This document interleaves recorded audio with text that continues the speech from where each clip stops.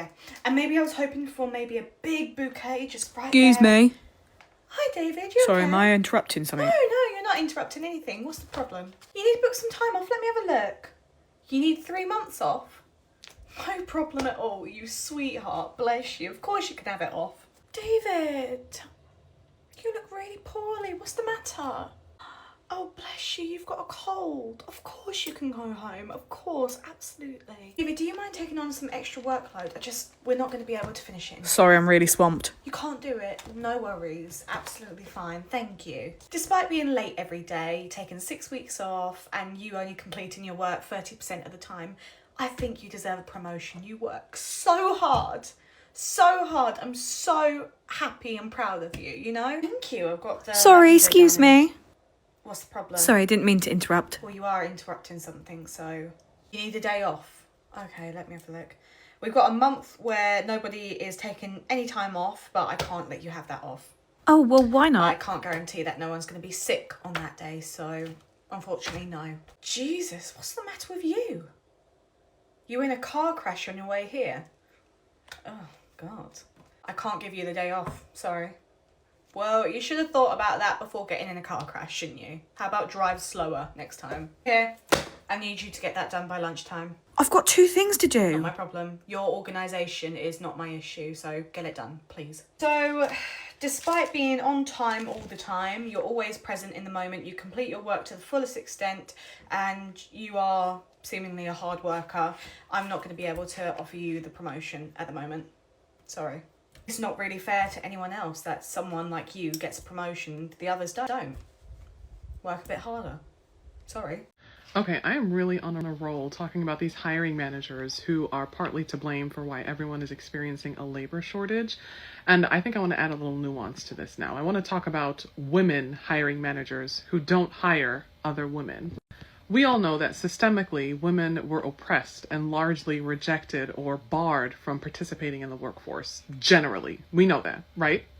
However, we also know today that most of the women in companies, most of the people in companies who have the power to make hiring and firing decisions, nowadays, those are women.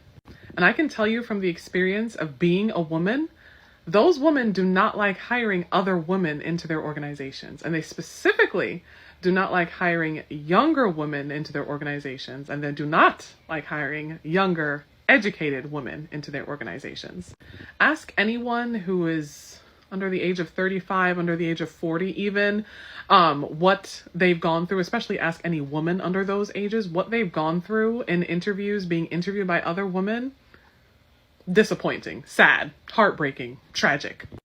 As a sociologist in training with my sociology degree, I've always held the belief that it's other women who are the missing puzzle pieces to misogyny. It's other women who have political power, who have economic, financial power, who have hiring and firing power within organizations, who are still propping up misogyny and the patriarchy. Because it's those women who either don't hire younger, educated women into their organizations, or when they do hire those younger, educated women into their organizations, they do everything in their power to drive them out, from being condescending, from being mean, from being nasty, from refusing to train them properly, from overburdening them with more work than the role or the job requires. It's insane. And before you run into my comments with your musty, dusty, not all women, or how can you claim to be for women's empowerment when you're saying these kinds of things, saying these kinds of things is women's empowerment, because part of empowerment is holding oneself accountable for one's actions. And we need to hold these women hiring managers accountable for their actions. We need to hold them accountable for being mean and nasty to younger women entering the workforce full time. We need to hold them accountable for the way they drive out talent out of the workforce. We need to hold them accountable for the way they drive out other women from industries and from entire entities and cause brain drain. We need to hold one another accountable for that, because it's very real and it happens. And you can ask any woman of really any age, and they'll tell you they've experienced some kind of nastiness from another woman, most likely in their organization. And that's so sad, and it needs to stop. Honestly, she's not wrong. But here's the thing. Women managers often avoid hiring other women because they don't want office drama, jealousy, or ego battles. It's less about patriarchy and more about peace. They've seen how messy dynamics can get and would rather keep things simple. It's brutal, but it's true. Sometimes women don't trust other women to keep it professional. I know I'm not the only one that has experienced this. Some managers take their position way too serious, like to the point where they're taking advantage of the little bit of authority that they have, especially the female managers. This is why you can't put certain females in certain positions that have some type of authority or gives them some kind of say, because all they're gonna do is abuse that authority. That's it. These bitches be clocking in like they fucking FBI agents, acting like they running the whole entire fucking White House. Like, relax. You're not the CEO. You're just the manager for this one ass shift at fucking Target, bitch. It's retail. It was never that serious. They know they have that little bit of power and they use it to treat people like shit and fucking abuse it instead of actually leading. Half of the time it's not even about the work. It's all about feeding their whack ass, lonely ass fucking egos.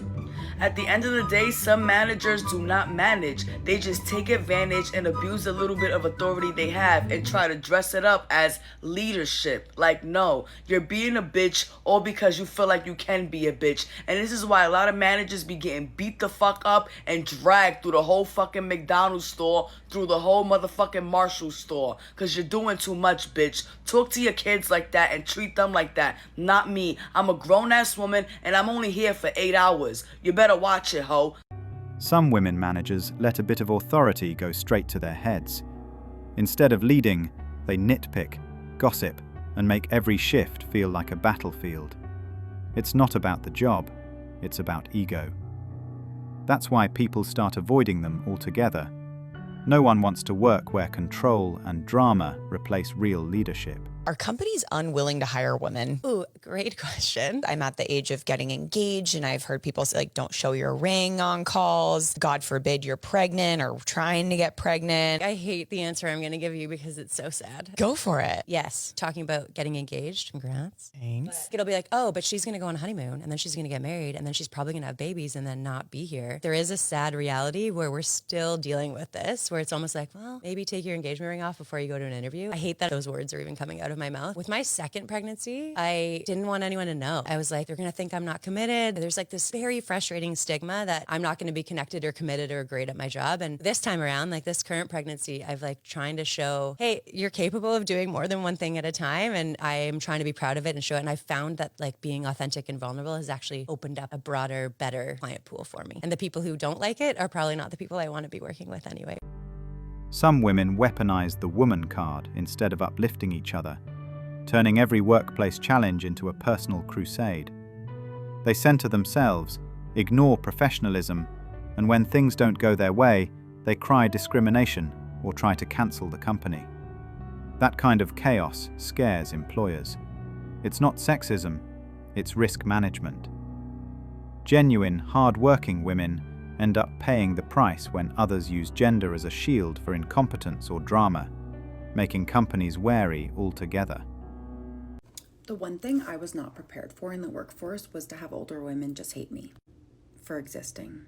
We'll talk about older men. That's like a different line here, but older women hated me for no reason. We can talk about the narcissistic men on a different time. I'm going to tell you a story about my first full-time job. So I worked for a company that sold medical equipment, and I was in sales and marketing. And we all kind of had different bosses, and we all had, it was like kind of like, I don't know, little groups. And so my boss was under this one. My boss was an older lady, maybe in her 60s, and she had worked at this company for 20 years. We all had different shifts. So like I could come in at 6 a.m. and leave at 3 p.m. And that's what I did. So I came in at 6 a.m. and then she would come in at like a normal time, 8 a.m. And every day she'd come in, she would ask only me what I was doing. So, you know, there's a whole team of like, I don't know, 15 of us. She would say, Chrissy, what have you done? Then she would log into the back end of my computer to see what I had been doing that day. And the thing is, I didn't really realize that I was being like singled out. You know, she got mad at me for taking a lot of water breaks.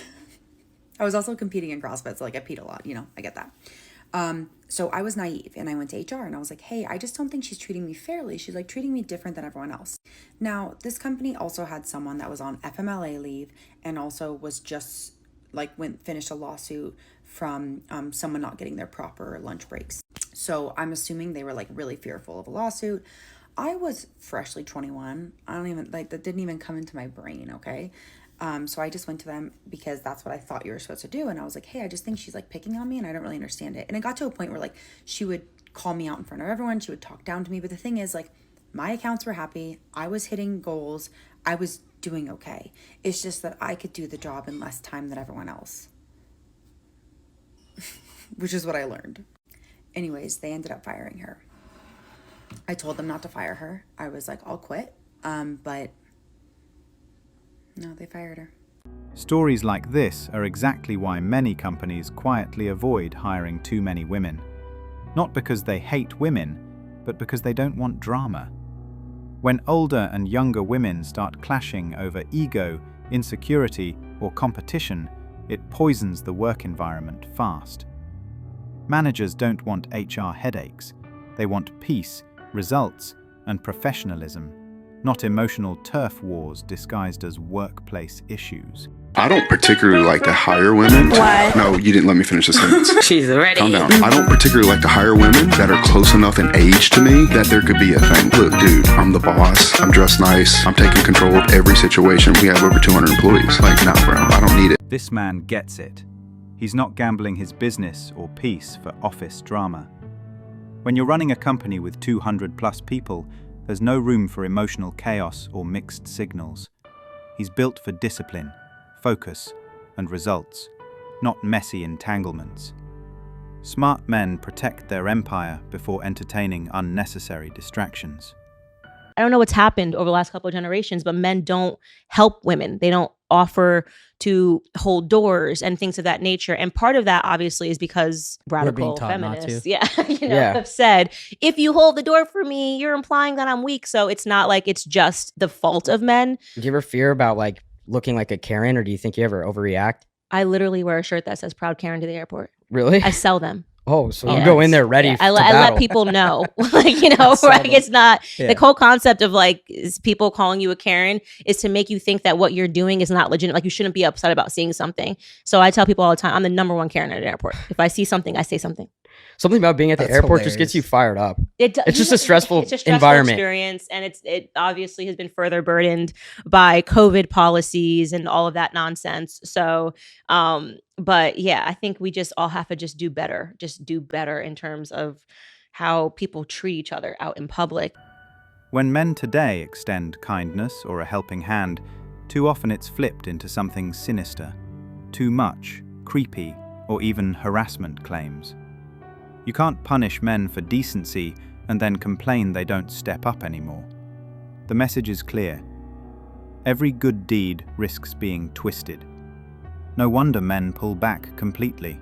It's self-preservation in a world where even respect is weaponized against them. Thanks for watching Manhood.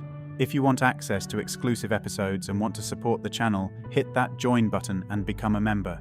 Don't forget to like, subscribe, and share this video if it hit home. Drop your stories and thoughts in the comments. We read everyone. See you tomorrow.